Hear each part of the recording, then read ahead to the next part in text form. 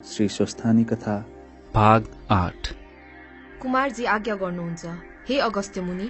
त्यसपछि महादेवले विष्णुलाई बिदा दिई जालन्धरसित युद्ध गर्न लाग्नुभयो। महादेव र जालन्धरको भयंकर संग्राम भयो।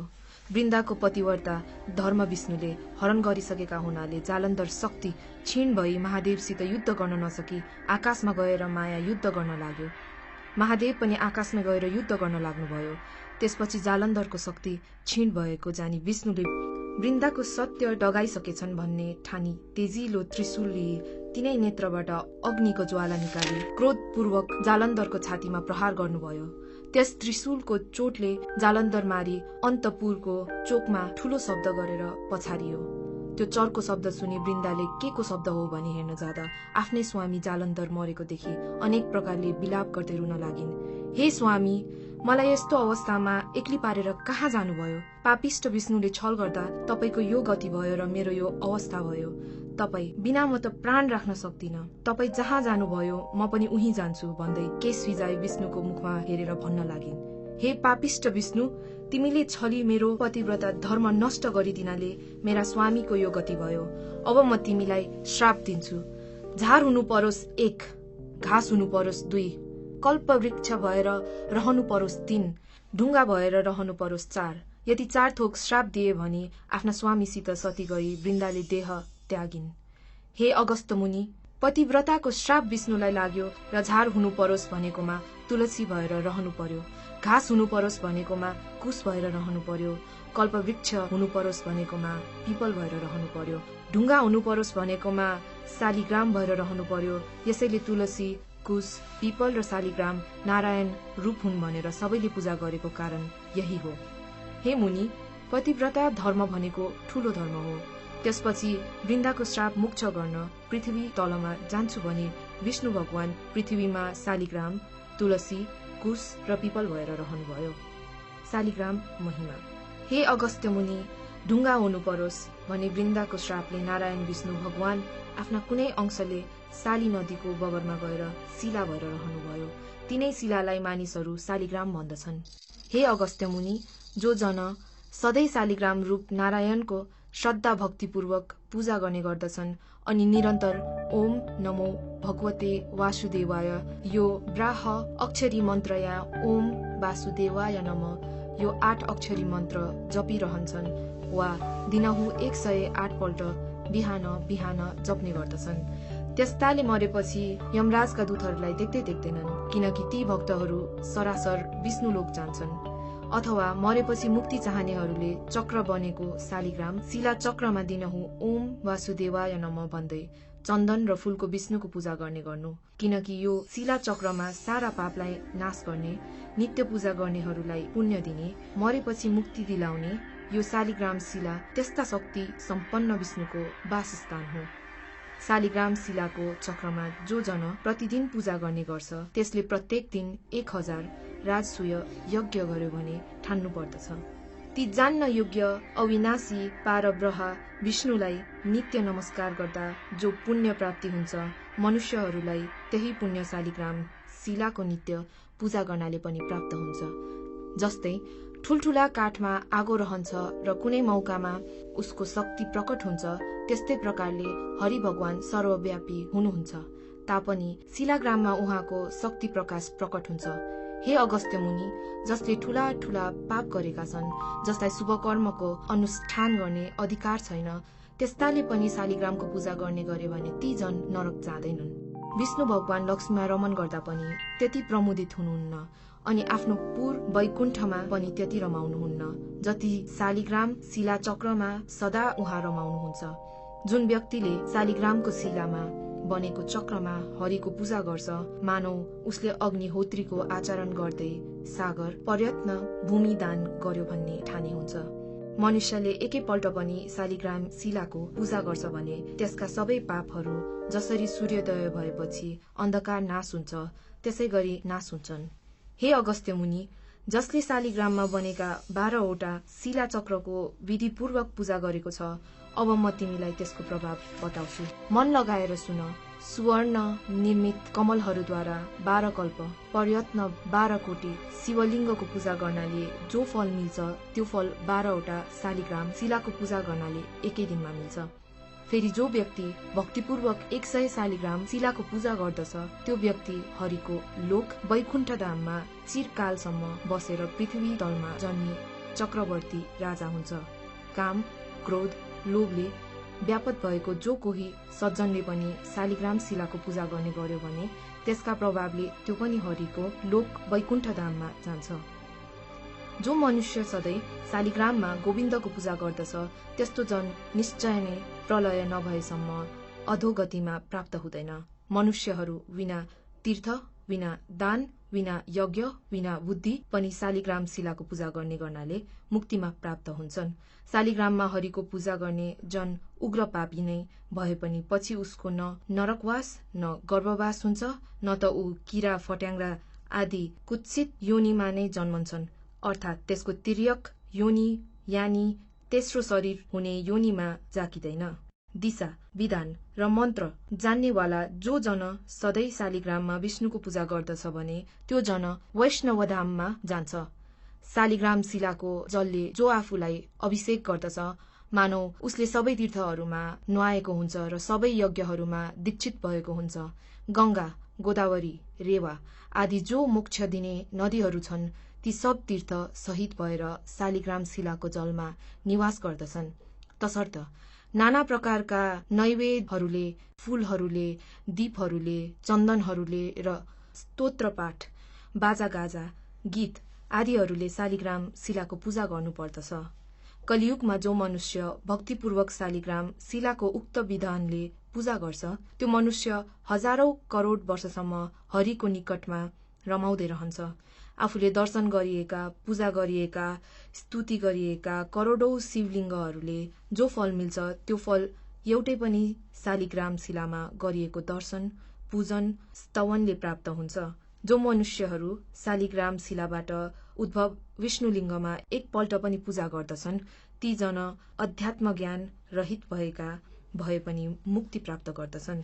शालिग्राम शिलारूपी केशव भगवान जहाँ रहनुहुन्छ त्यही यक्ष, देवता, सिद्ध र 14 भुवन रहन्छन्। जो मनुष्य शालिग्राम शिलाको अगाडि रहेर पितृहरूको श्राद्ध गर्दछ त्यसका पितृहरू तृप्त भएर 100 कल्पसम्म स्वर्गमा निवास गर्दछन्।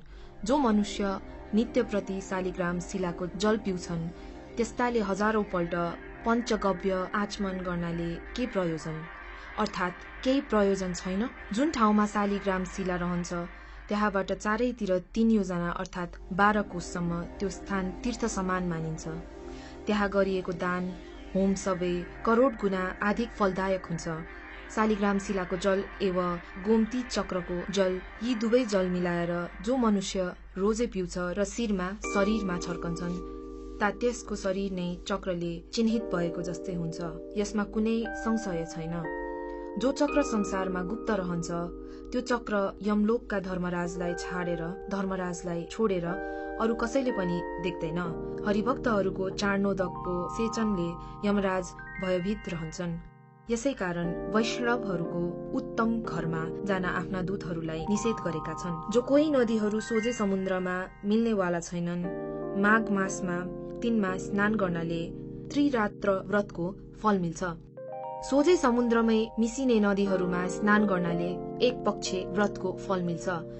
समुद्रमै स्नान गर्नाले 1 महिनाको व्रतको फल मिल्छ। गोदावरीमा स्नान गर्नाले 6 महिना व्रत भएको फल मिल्छ। गंगामा स्नान गर्नाले 1 वर्ष व्रत गरेको फल मिल्छ। तर शालिग्राम शिलारूपीको भगवानको चरणोदकले स्नान गर्नाले 12 वर्ष व्रत बसेको फल मिल्छ। यदि माघ महिनामा स्नानका लागि शालिग्रामको पवित्र जल मिल्यो भने करोडौं तीर्थको सेवाले कहीं प्रयोजन छैन।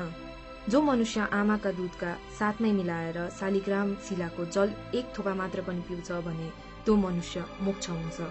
शालिग्राम शिलाको नजिकको 1 कोस वरिपरिको भूमिमा किरो पनि मर्यो भने त्यो पक्कै वैकुण्ठ लोकमा जान्छ।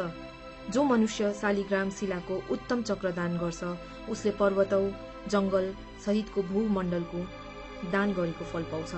जो जन शालिग्राम शिलाको मोल लाउँछ, बेच्छ अथवा बेच्ने राय दिन्छ, अथवा जो मनुष्य उसको जाँच बुझ गर्छ, ती सबै नै मरेपछि प्रलय पर्यन्त नरकमा जाकिन्छन्। यसकारण शालिग्राम शिलाको किनबेच गर्नु हुँदैन। पापसँग डराउने मान्छेहरूले सधैँभरि सारा पाप नाश गर्ने वासुदेव भगवानको स्मरण गर्नुपर्छ। इन्द्रय दमनपूर्वक घोर जंगलमा तपस्या गर्नाले मनुष्य जुन फल पाउँछ, त्यो फल गरुड ध्वज विष्णुको स्मरण गर्नाले पाउँछ।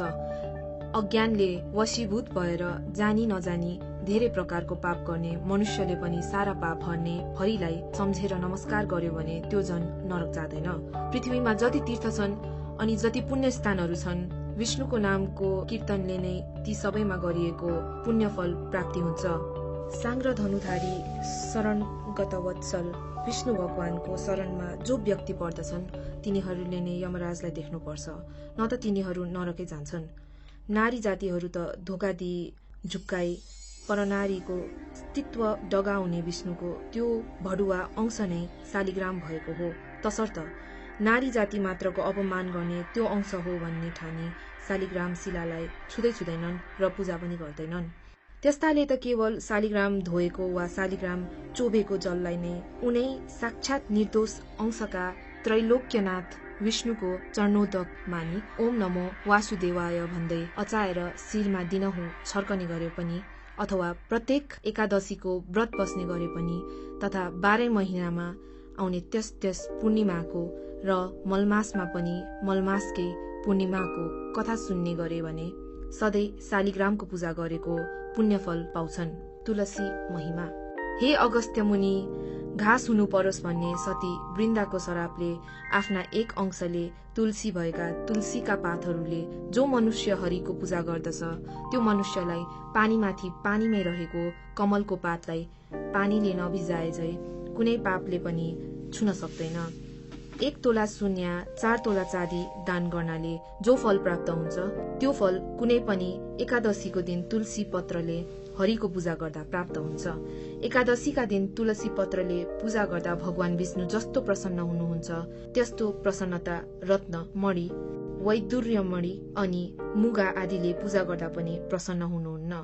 एकादशीको दिन जुन जनले तुलसीका मञ्जरीहरूले केशव भगवानको पूजा गर्दछन्, त्यसले जन्मदेखि गरेका पापका घोरना सबै बढा दर्छ अनि जन्म जन्मान्तरका 10,000 वर्षदेखि गरी आएका आफ्ना सारा पापकन खाक गरिदिन्छ।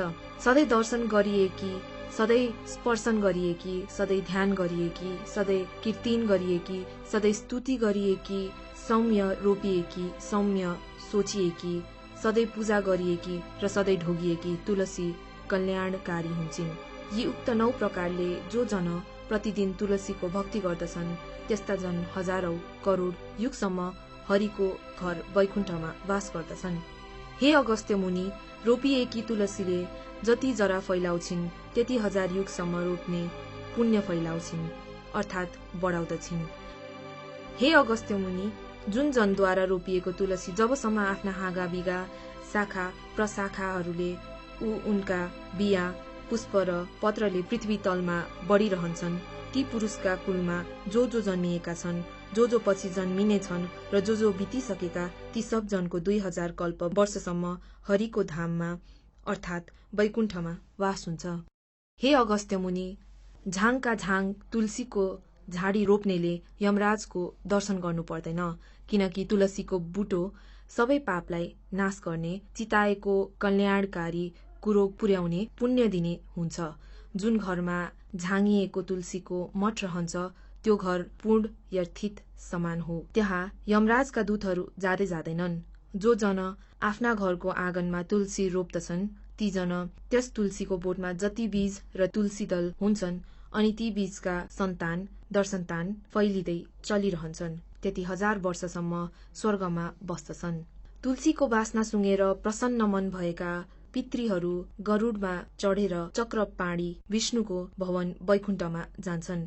नमर्दाको दर्शन, गंगाको स्नान तथा तुलसीको झाडीको स्पर्शन यितिनै अर्थात् यितिनैको पुण्य उत्तिकै कहिएको छ। तुलसी रोप्नाले, हुर्काउनाले, सोच्नाले, दर्शन गर्नाले मात्रै पनि मनुष्यहरूले आफ्ना मन वचन शरीरले सञ्चय गरिरहेको पापलाई डढाउँछ अर्थात् विनाश गर्छ।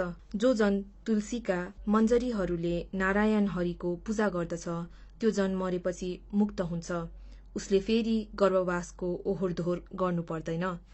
पुष्कर आदि तीर्थहरू तथा गंगा आदि नदीहरू अनि वासुदेव आदि देवताहरू सबै नै जो तुलसीको बोट रोपेर त्यसका पातले विष्णु भगवानको पूजा गर्दछ त्यो त्यस्तो जन जहाँ भगवान चतुर्बाहु विष्णु रहनुहुन्छ। अन्तमा प्रसन्नतापूर्वक उही रहन पाउँछ। यसकारण आफ्नो सदा कल्याण चाहने नरनारीले आफ्नै घर आँगनमा गहिरोसम्म जरा पुग्ने गरी मलिलो माटो भरी बनाएको मठमा तुलसी रोपी तिनै तुलसीको सधैँ पूजा गर्नुपर्दछ र पूजाको अन्तमा भक्तिपूर्वक यो स्तुति गर्नुपर्दछ अनि नम्रतापूर्वक ती तुलसीलाई ढोग्नु पर्दछ। या दृष्टा निखिला घंसकसमनी स्पृष्टा वपु पावनी रोगाडामवी वन्दिता निरसनी सिक्तान्त कत्रासिनी प्रत्यासन्न विधायिनी भगवत कृष्णसय सा रोपिता न्यस्ता तच्चरणे विमुक्ति फलदा त्यस्तै तुलस्यै नमः। अर्थात् जसको दर्शनले समस्त पाप समूह शान्त हुन्छ, जसलाई छुनाले शरीर पवित्र हुन्छ, जसलाई ढोग्नाले सारा रोगहरू नासिन्छन्, जसको जल मस्तकमा सेचन गर्यो भने यमराज पनि डराउँछन्, जसको पत्र शिरमा चढायो भने भगवान कृष्णको अत्यन्त नजिकै बस्न पाउने गराउँछिन्, भगवानका चरण कमलमा चढायो भने मुक्ति दिलाउँछिन्, त्यस्ती तुलसीलाई नमस्कार छ। कुश महिमा झार हुनु परोस् भन्ने ती सती वृन्दाको श्रापले कुश रूपमा झार हुनु परेको कुशमा विष्णुका अधिकांश शक्तिशाली शक्ति रहेका छन्। भाद्र कृष्ण औसी अर्थात् कुशे औसीका दिन जरै समेत उखेलेर राखेको कुश फेरि अर्को कुशे औसी नआएसम्म पवित्रै रहन्छ। अरू दिन उखेलेको चाहिँ त्यो दिनभरि मात्र पवित्र रहन्छ। कुश अत्यन्त पवित्र र पुण्यदायी झार हो। काचौ दूधमा दूधको मात्रा अनुसार 2-4 बोट हरियो कुश हालेर राखिदियो भने त्यो दिनभर त्यो दूध फाट्दैन। ग्रहण लागेको बेलामा घरमा राखिएको पानीमा कुश हालेर राखिदियो भने ग्रहण लाग्दा हुने वातावरणको दूषित दोष त्यस पानीमा पर्दैन। समस्त देव कार्यमा तथा समस्त पितृ कार्यमा अनि वेद मन्त्र र चण्डी मन्त्र जस्ता पवित्र मन्त्रहरूले कुनै वस्तुलाई मन्त्रने कार्यमा एवं वेदका मन्त्रहरू पढेर गरिने समस्त संस्कार एवं हवन कार्यहरूमा अनि प्रतिज्ञा गर्ने, दान गर्ने काममा, संकल्प गरिने काममा, दिएको दिए गरिने महादानहरूमा कुश नभई हुँदैन। तिलजौ जल यी 3 शक्ति सहितका ब्रह्मा विष्णु महेश्वरूप 3 टुक्रा कुश हातमा लिएर गरिएको सम्पन्न कार्य उसैले वा यसका स्नतानले फर्कायो वा खोस्यो भने त्यसको खोस्ने जनको अप्ताली नै पर्छ या दुर्गति हुन्छ। कुश छोएर वा लिएर झुटो बोले या क्रिया हाले त्यस्तालाई कोड निस्किन्छ। वेदका मन्त्रहरूले मन्त्रेको कुशले मात्रै पितृहरू भाठौ पिण्ड पानीको सारतत्व र समाचार पुर्याउँछ। देवताहरूलाई हविको भाग दिलाउँछ। मन्त्रिएको वस्तुमा विष्णु शक्ति सम्पन्न गराउँछ अर्थात् हरेक पवित्र कार्यलाई सुसम्पन्न पार्दछ। कुश चोबेको जललाई विष्णुको चरणोदक नै मानिन्छ। उसै कुशले जल छल्किएर अभिषेक गरिन्छ। अछुत कसैले छोइएर वा छोएर अशुद्ध भएको वस्तुलाई कुश जलले शुद्ध पवित्र पारिन्छ। यसकारण सबैले कुशलाई साक्षात् विष्णु स्वरूप नै मान्दछन् र मान्नु पनि पर्दछ। पहिलेका राजाहरूले देवी देवताको पूजा आजा चलाउन कुश सम्पदा समाति दान गरेको भूमि पछि हड्पेर भोग गरे अथवा रैकरमा गाभे भने त्यस्ताहरूको पनि 40 वर्षसम्म चिल्लीबिल्ली विचल्ली हुन्छ। तसर्थ कुशको अपमान गर्नु साक्षात् विष्णुको नै अपमान गर्नु जस्तै हुन्छ, किनकि प्रत्येक वनस्पतिमा सधैँ कुनै न कुनै गुण अवश्य रहेको हुन्छ त कुशमा साक्षात् विष्णु नै रहनु भएको हुन्छ। त्यसैले तिलजौ जलसहितको कुश पक्रेर संकल्प गर्दा पहिले हरि ओम तत्सत भनिन्छ। अर्थात् ओम माने सत्व रज तम मिलेको शक्ति ओम नै हरि यिनी विष्णु हो। तत् माने त्यो विष्णु नै सत यानि सत्य वस्तु हो। तसर्थ त्यो कुशरूप विष्णुलाई समातेर म यो संकल्प गर्दैछु। त्यसरी संकल्प गरेको वस्तु जो हडप्छन् त्यो अवश्य नासिन्छ। पिपल महिमा। सतीवृन्दाको रुख हुनु परोस् भन्ने सत्य श्रापले गर्दा आफ्नो कुनै एक अंशले विष्णु भगवान पिपलको रुख हुनुभयो।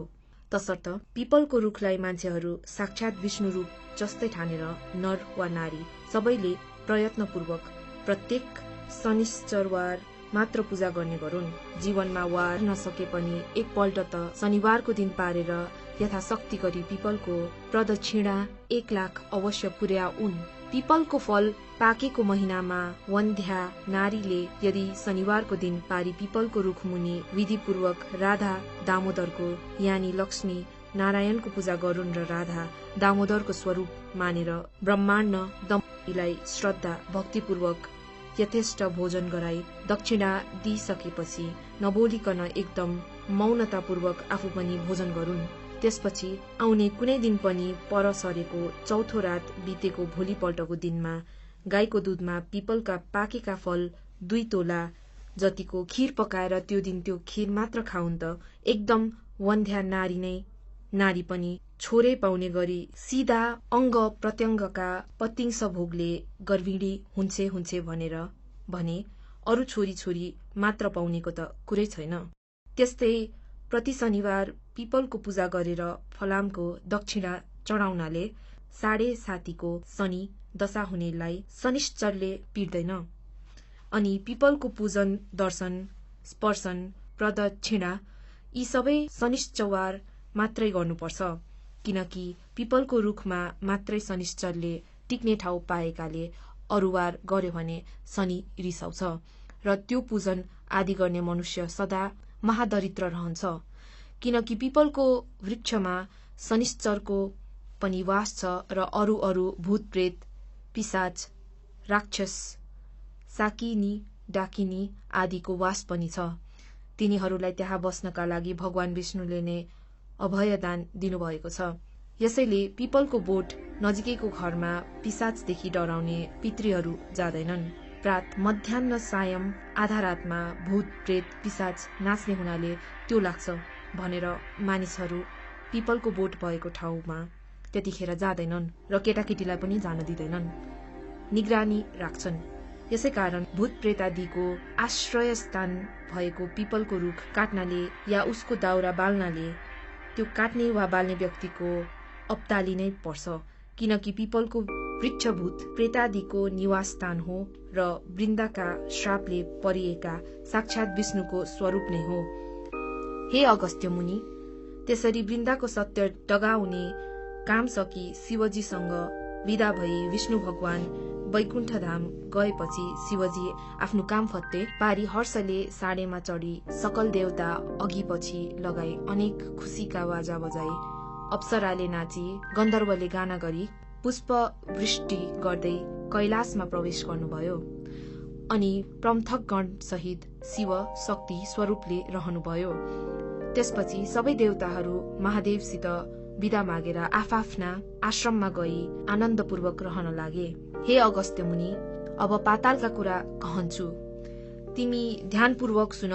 पार्वतीको आज्ञाले अश्वत्थामा ऋषि शब्द पातालको मूल रसातलमा पुगे। कस्तो पाताल भने सूर्यको प्रकाश चाहिँ प्रकाशमान भएको अनेक प्रकारका रत्नहरू जडेर बनाइएको सुवर्णको पुरीमा असंख्य सम्पत्ति भएका शोषनाग, तक्षकनाग, कर्कोटकनाग, पजनाग, शंखनाग, कुलिकनाग र करुणनाग बसेका र नागिनीहरू पनि हीरा मोती मणिक्य आदिका गहना एवं उत्तम उत्तम वस्त्रालंकार पहिरी ऊभन्दा ऊ राम्री भएर बसेका त्यस्तो स्थानमा पुगेपछि अश्वत्थामाले हे शेषनाग, पार्वतीको आज्ञाले शीर्षस्थानी परमेश्वरीको व्रत गराई जो दुखी छन्, जो दरिद्री छन्, तिनको उद्धार गर्न म यहाँ आएको हो।